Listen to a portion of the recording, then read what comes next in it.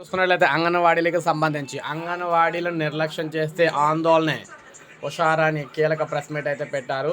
అంగన్వాడీలను నిర్లక్ష్యం చేస్తే రాష్ట్ర వ్యాప్తంగా ఆందోళన తీవ్రతరం చేస్తామని anganwadi teachers and helpers union జాతీయ ప్రధాన కార్యదర్శి ఉషారాణి హెచ్చరించారు.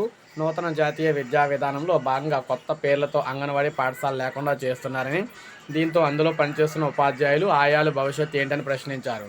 సిఐటియు ఆధ్వర్యంలో బాగ్లింగంపల్లిలోని సుందరయ్య కళానిలయంలో జరిగిన అంగన్వాడీ మనకి కేంద్రాలు ఏవైతే ఉన్నాయో ఈ అంగన్వాడీ కేంద్రాలకు సంబంధించి ఇవన్నీ కూడా ఏంటి, కేంద్ర ప్రభుత్వం ప్రవేశపెడుతున్న ప్రీ ప్రైమరీ పిఎం శ్రీ విద్యను అంగన్వాడీలకే అప్పగించాలని, బడ్జెట్లో అధికంగా నిధులు కేటాయించాలని డిమాండ్ చేశారు.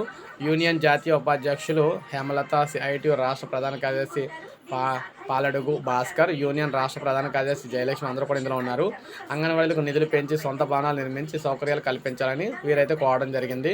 ఎట్టి పరిస్థితుల్లో అంగన్వాడీని నిర్లక్ష్యం చేస్తే రాష్ట్ర వ్యాప్తంగా ఉధృతం చేస్తామని చెప్పడం జరిగింది. సో ఇది మనకు అప్డేట్. ఒక లైక్ చేయండి, సబ్స్క్రైబ్ చేసుకుని మన ఛానల్ సబ్స్క్రైబ్ చేసుకోండి.